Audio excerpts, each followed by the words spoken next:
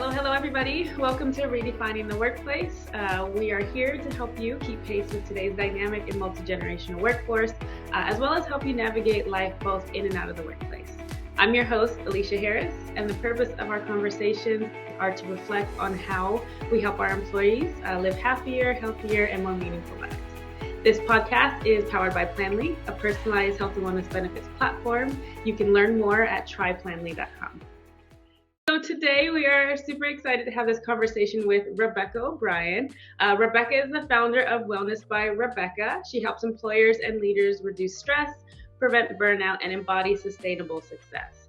Through her one-on-one coaching and corporate programs, Rebecca helps you gain clarity and energy through developed strategies of unbreakable boundaries, mindfulness, and high-performing habits. She is currently working on the Workplace Wellness Summit 2022, which is actually taking place on LinkedIn. Welcome to the show, Rebecca. Like I said, we are excited to have you here.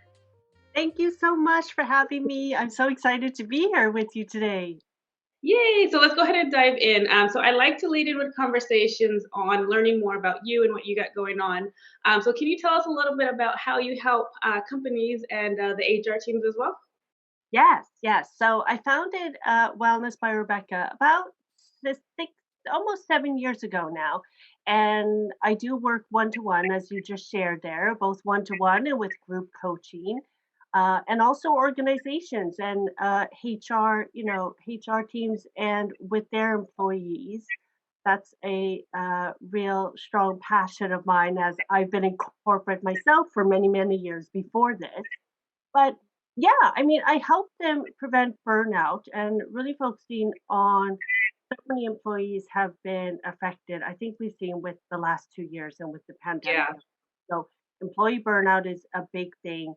And it's also looking at, again, with these past 2 years and how that has affected us to create a sense of trust and the psychological safety and the open communication and just a culture where the employee's well-being is being prioritized.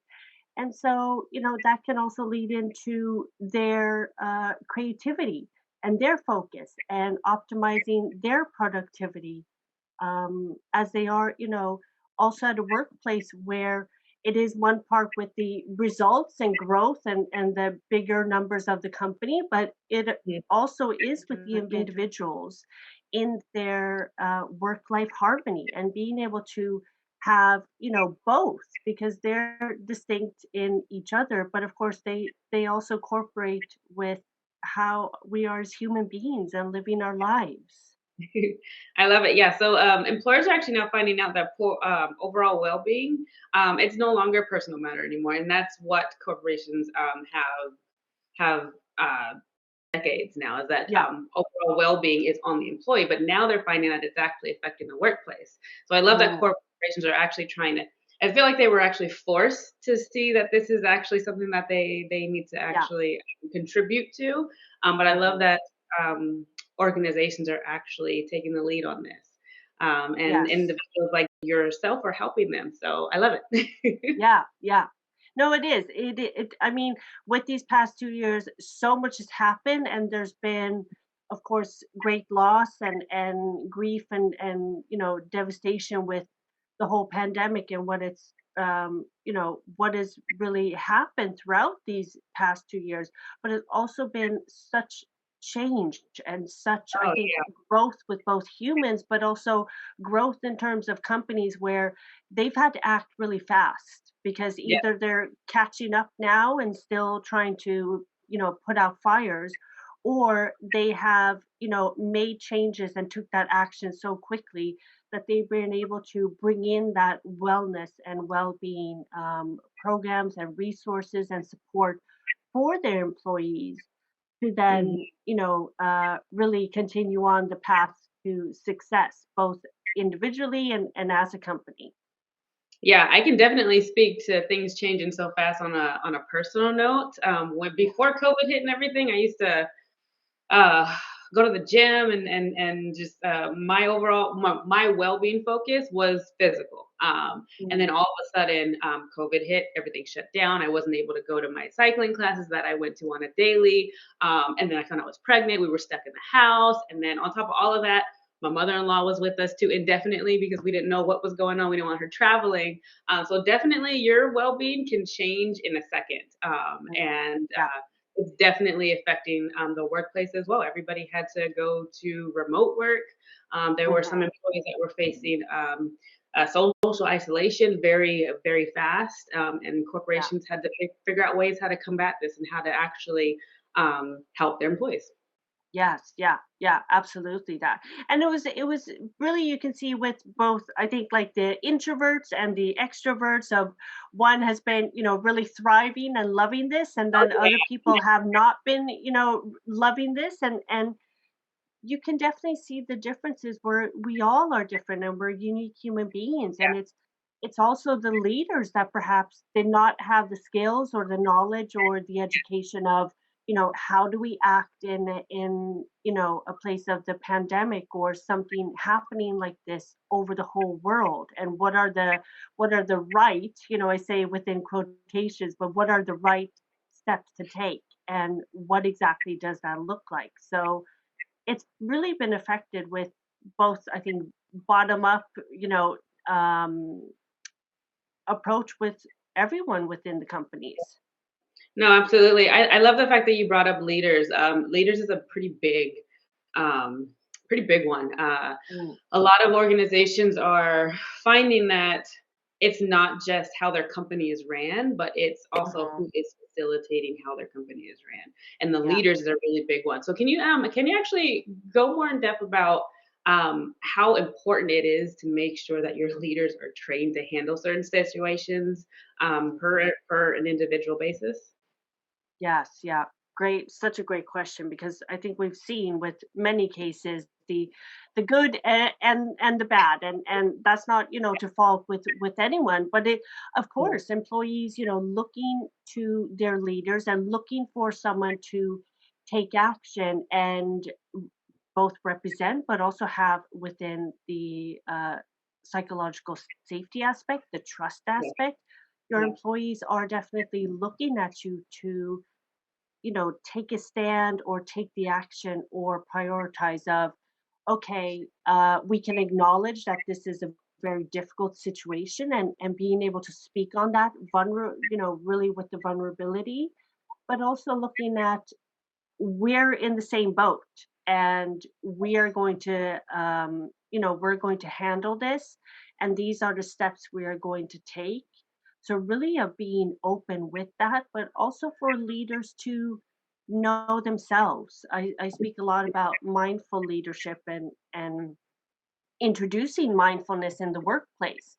And that is mainly because both with a communication and a presence that leaders can have, but also knowing, with the active listening skills and being able to respond versus react, Exactly. Yeah. and being able to keep the calm in this, because like we said, we didn't have an end date of the pandemic, and no one really knew what was going on, and to be able to have someone who you can feel safe with and know that they're communicating openly with you, but also checking in with you, and their overall well-being of taking care of themselves and having the tools in place for both their work life harmony, will also reflect down on the others within the teams, and various steps of the employees overall.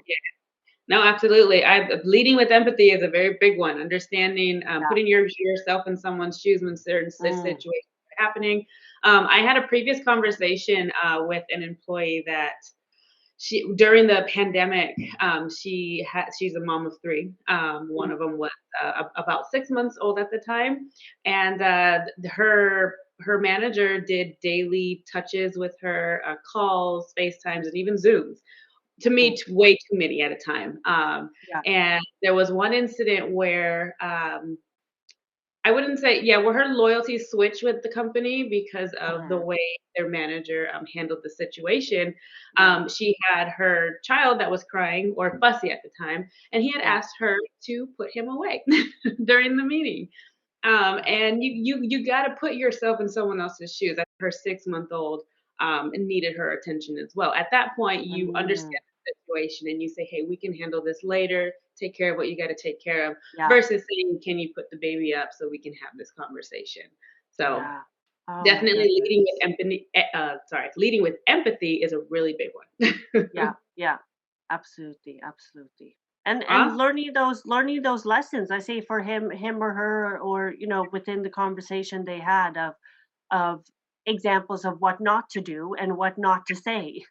Yeah, Yep, no, exactly. So I love what we were just talking about. I do want to give our audience a little bit more deep information about you and who you are as an individual. So can you tell us what your background is and how you got to where you are now?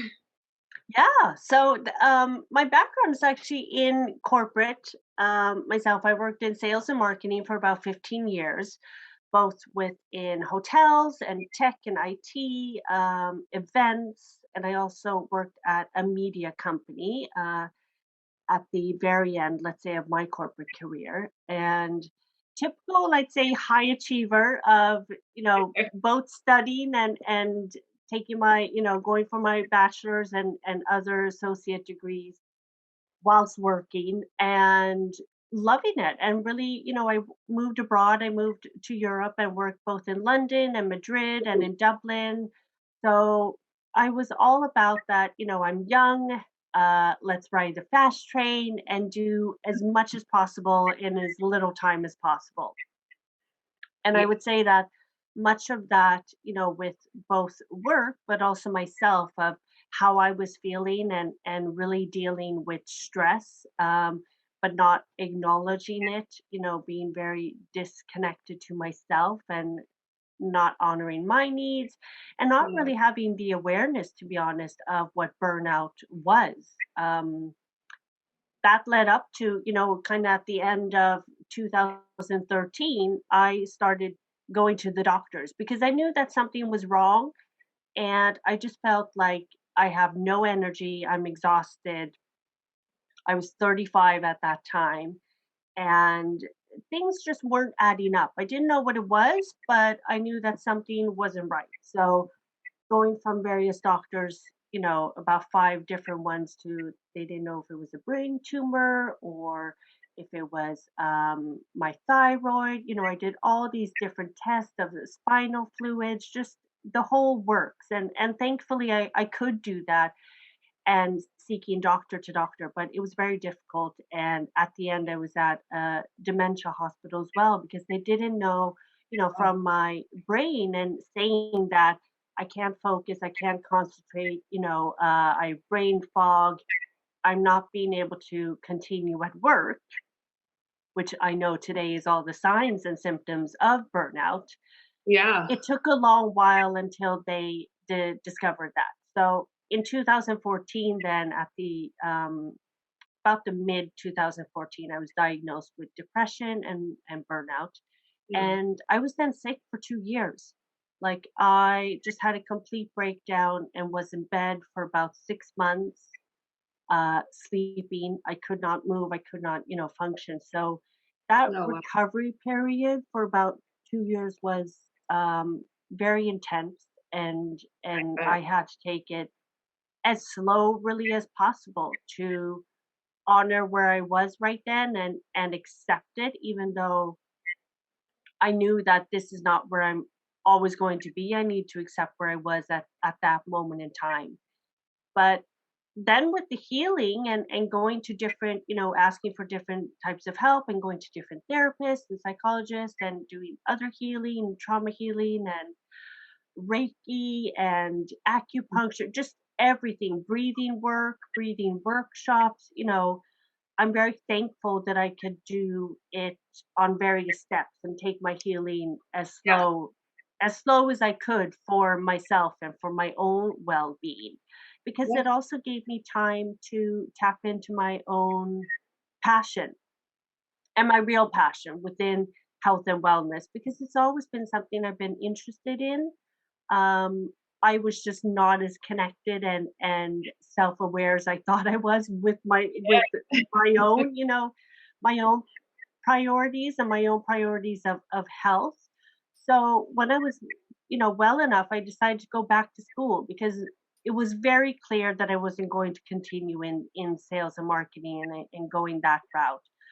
So I decided to go back to school and became certified, first as a health and wellness coach, and then I did stress management and burnout prevention coaching, and then certified as a nutritionist and a mindfulness instructor at the end there. And yeah, and that's what led to starting Wellness by Rebecca, and really, meeting all these people during that time with school as well, of people have been in my situation and been through burnout, because I didn't know anyone before that had been through burnout. This is a few years ago, and it was still very much of, we don't talk about this, a very, very heavy stigma, even though there is a stigma around mental health now. I think still in the last few years that is at least changed a little, and younger generations are talking about it more, which, Yeah. also supports everyone else in opening up with it. But at that time, I just knew after those conversations I was having that I want to be committed to this so no one else goes through the difficulty and just heartbreak of it that I had to go through, because you can prevent burnout, and I know that today, and I learned it the hard way. But it has been a blessing, and now that I can help others and I can go out and speak on this and educate and share my experience and make sure that no one else, has to go down that path of being, going to worst case instead of hitting the brakes, before it's too late. Yes, I love it. I love all of it. You actually touched on a lot of important topics. A couple of them being that this is preventable. Burnout, isolation, all of that is preventable. It's something that employers can see as red flags, or they can take certain steps to make sure that their employees are not experiencing burnout. And even not as an employer, but as an individual, there are signs. And like you said, you didn't even know that it was burnout.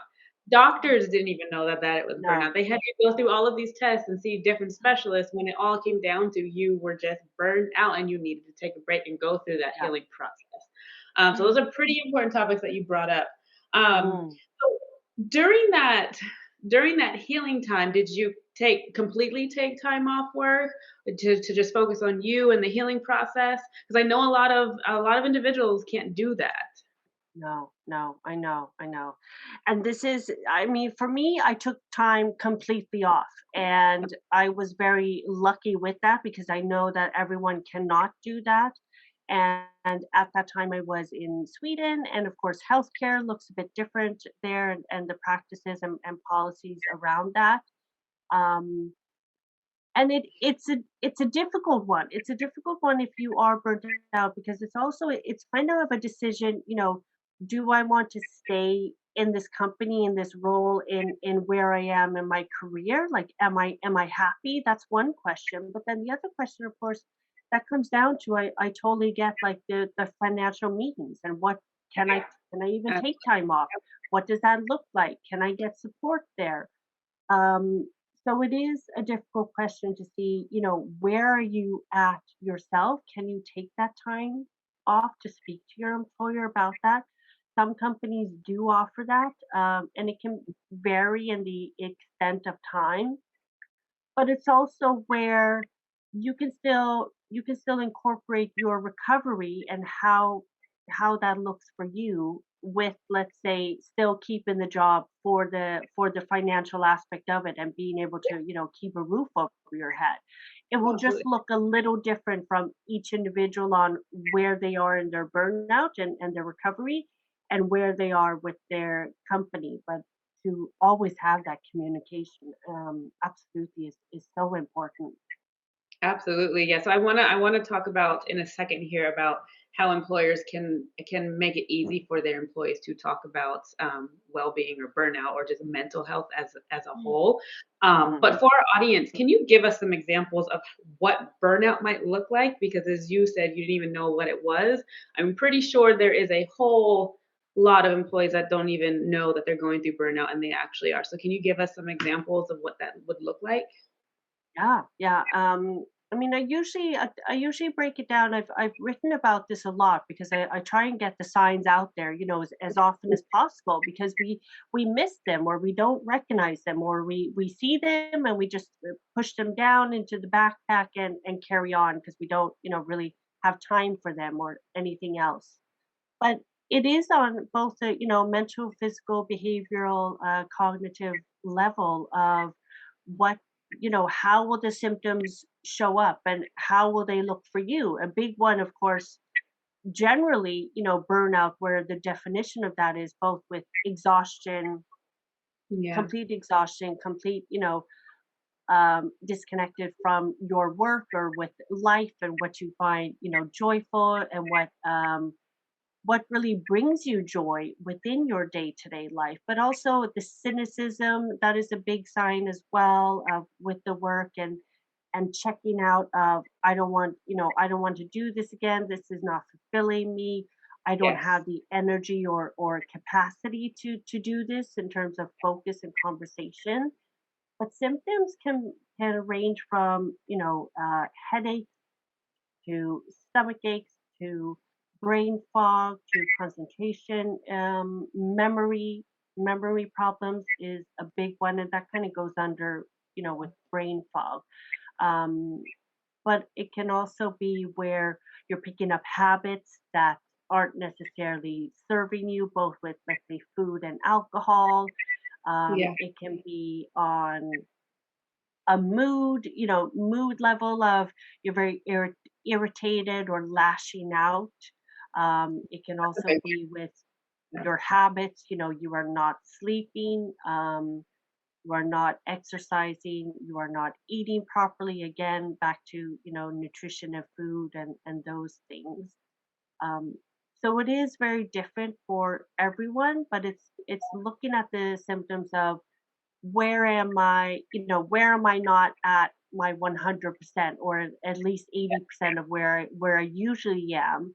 Because when we do look inside and have that self-awareness, you can see that, okay, this, and this is happening, and that's not usually where things show up for me that are little hints or signs or symptoms. I can still get signs and symptoms today, and for me it is always, if I even push a little too far, I'll always get like neck pain, and it goes into my neck immediately, and I just get this like little tick under my left eye, and I know immediately my mood will shift a little where I'll get very, more irritated or easily irritated.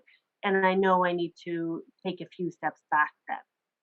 Absolutely. Yeah, I can definitely speak to the whole physical side of things. Me being a mom of two young boys, I'm constantly always just like doing things, and I know when I need to just take a break and just wind down or take some me Yeah. time is when I have the same thing. So I get the neck pain, I get the Yeah. stress headaches, I get irritable, I find myself wanting to snap quickly. Yeah. So at that point, I'm like, Dad, you need to take them. I need to take a break. So Mhm. that's Mhm. definitely I can definitely speak to those signs. Now, how do Yeah. employers, um, can you give some examples of how employers would actually show their employees that they can openly talk about this without any lashback? Because I know employers are incorporating like an open door policy to where they can talk about these things if they are Mhm. feeling some fog or just feel like they need mental help or they feel like they are on the verge of burnout. What are ways that employers can actually make sure that their employees feel that they can actually do this without any lashback? Mm.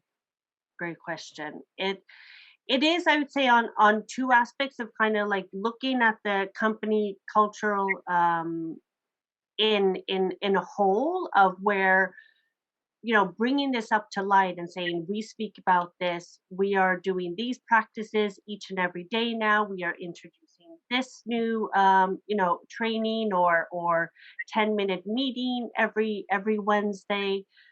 That can be things that they can bring up, speaking about both mental health and burnout, and having resources in place, but not just resources where it's like you can go into the internal map there and you can pick out this and this PDF. I think more of action of where we see in both the group settings, with the different teams, leadership, whatever that is, but really taking action and doing the practices in themselves and bringing it up to light. So it is discussion that can happen every day, and it's a natural thing for it to happen every day, and to build that habit of little check-ins and check-ins within the team, with our colleagues, where we introduce this language where we speak about it and minimize any stigma that is on it, and being able to share and have trust.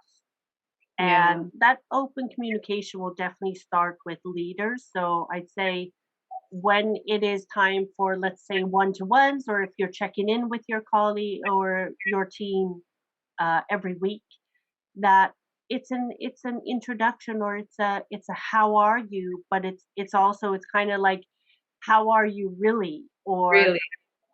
asking, aside from this and this, how are things here, or how are things with this, of knowing your employees, and also leading by example, where you are sharing as a manager, you are sharing and opening up a bit vulnerable, um, and showing that that is okay, and for them to be, we are not alone here, we're experiencing and going through the same things. I'm thinking specifically of the pandemic right now, but like, just like you were sharing with your family and what that looks like. And I know for moms and dads have been working from home, both with cooking and boundaries, and perhaps they haven't seen their mom and dad for over a year and a half. There's been so many difficult things, but when we do open up on them, we can see that we're actually not alone in the things that are happening day to day in our lives.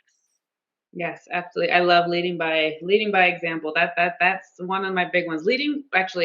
Leading with empathy and leading by example. That's how we run our organizations, as founders of companies. I Mhm. always give my employees a safe space to talk about what's Yeah, going on, whether it's yeah, work or personal. And also with leading by example, I have no problem slacking my employees. I need a mental break. I'm logging yeah. off for the day, or I'm taking a Mm. day or two off. It happens, and Mhm. and it's Yeah, okay. And by me being able to do that and show them that, it's letting them know that if you guys need to do this, it's completely mm, fine. And doing yeah, those check-ins all the time. yeah, yeah, Our platform Planly, we do well-being check-ins on an yeah, ongoing basis. How are you? It's just a simple thumbs up, thumbs down, sad face, yeah. happy face, mad face. And Mm, those are indicators to the HR team of, okay, we may need to reach out to this person to see how they're doing. yeah. Not and the reason why we do that is because not all employees, even though we do have that open space and that safe space, not all Mm, employees are okay talking about it. But they'll yeah, definitely do that well-being check-in and send an emoji, and then that will lead to either someone in yeah, leadership, their manager, and HR, to actually reach out to them and dive a little deeper to see what's going on. Because as mm, we yeah. said, a lot of this stuff can be prevented, and it all really comes It down is. Yeah, to communication. With every other issue in the yeah. world, it just comes down to communication. And for It us to be does. able to help them get there faster, is just absolutely amazing. So It is. It is. Yes, and really, I mean, even like you're saying with the program that you have, and it is these check-ins of how is each and everyone feeling.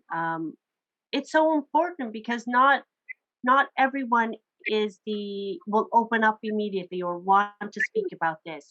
We are all different, and I think it's also both important, like employees of the opposite, someone who is, let's say, a bit quiet or shy or introverted, and not necessarily wanting to open up immediately. mhm. They are just as important and checking in with their mental health as someone who is the top sales performer, and always wants to lead the presentation, and is always doing a million things at once. That Yeah. person, we need to also understand, like, what does high functioning stress, high functioning anxiety look Yeah. like, and how can those behaviors really manifest within the workplace and show up, because that was a big thing for me. I was wearing a mask, and I was wearing several masks, and Yeah. I knew how to work that, and I knew how to smile, and I knew how to say, I'm fine, everything is great, I got this. And I continued on that for years. Yeah. So it's important to be aware of both of those as a leader, and team manager as well, when you are checking in with someone. And overall, I'd say mental health, because it does not look like this, and it's one person or one type of being. Yeah, no, yeah, it's definitely not like a one size fits all social solution for No. anybody. Yeah, And yeah. to be honest, we also tell our clients is even though you are offering this service, you need to be intentional with what you're doing. Mm, So even with leaders, when you're asking, how are you? mm, Actively listening to them, not just, oh, I'm fine, but seeing that their demeanor is different and being actually intentional and asking, no, how are you really? Like, I want to make sure that everything is going okay and that you are okay mentally because we have all this stuff in the background with the world going on. I'm not okay. I'm pretty sure you're not okay. Let's go ahead and talk about it. So mm. I love Yeah, yeah. it. Absolutely. Yeah. Yeah. So, do you believe that employers are now taking an initiative in investing or contributing to their employees' well-being overall? I think they are more now. I like to say yes, because absolutely action there has happened, and like I was saying before, we've seen those that have, desperately trying to put out fires. We've seen those who are introducing preventative or introducing programs and resources at the beginning. We've also Yeah. seen companies, I'm sure, in the press and media, as I'm sure you know as well, who gave their employees a week off and just said, this will fix the problem, or the band-aid solution of, we'll just do this, and everything will be fine after that. So I think for those that have really taken initiative and taken that action, and understood how important it is, I think they're amazing, because they're also not just introducing like one thing.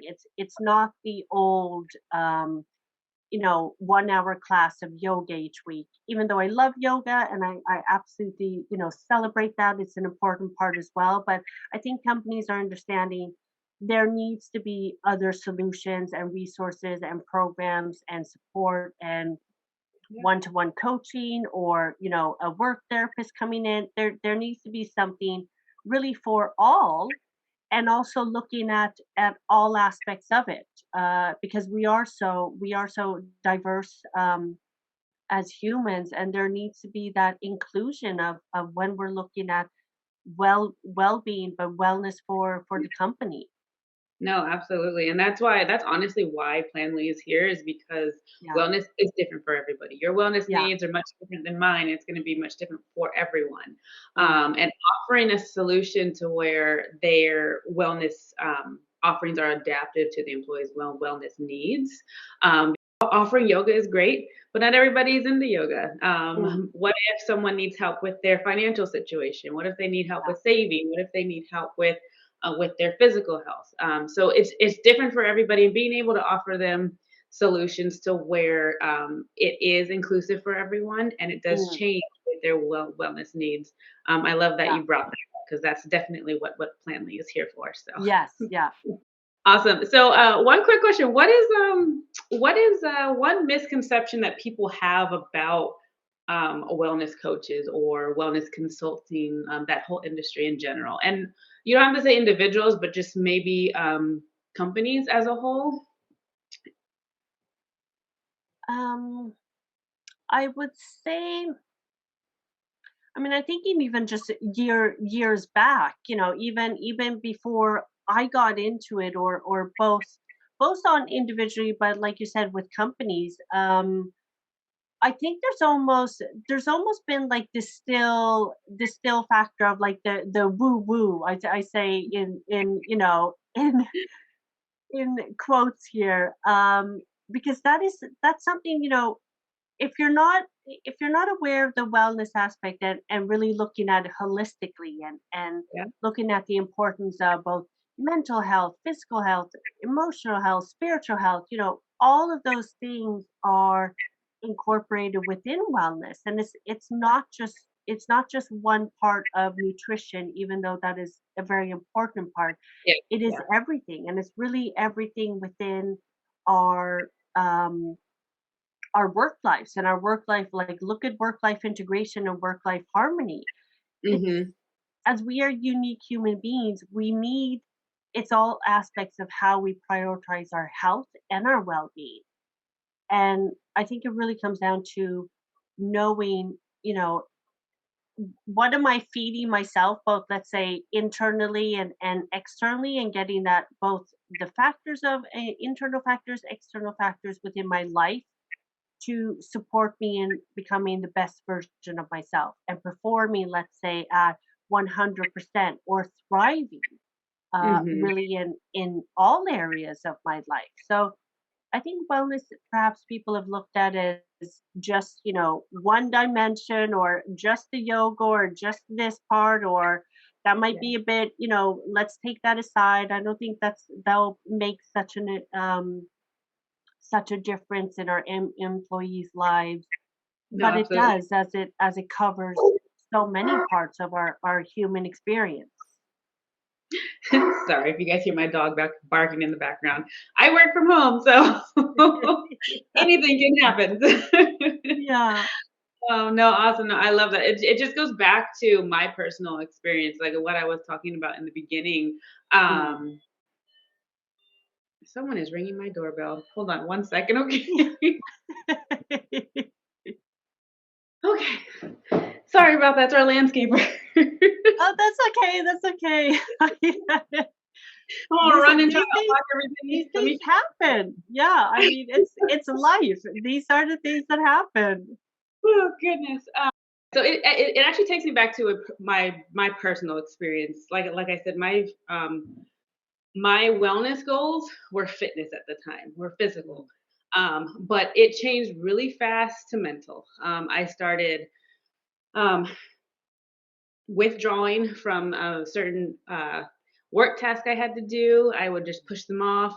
And if my employer actually had a platform to where it would have noticed these as red flags, one, someone would Mm. have reached out to me, and two, I would have actually been able to pick a solution or use a solution that actually helped me during that time. So Mhm. so for example, it would have switched from physical to maybe telehealth, to where I could actually Mm. talk to somebody about what I was Yeah. going through. Because I can talk to my husband, I can talk to my mother-in-law, but it really doesn't help me. But if I had a solution like that to help me during that journey and during that time, that would have helped tremendously. So Yeah. Yeah. Oh, absolutely, absolutely. I completely understand that. Yeah.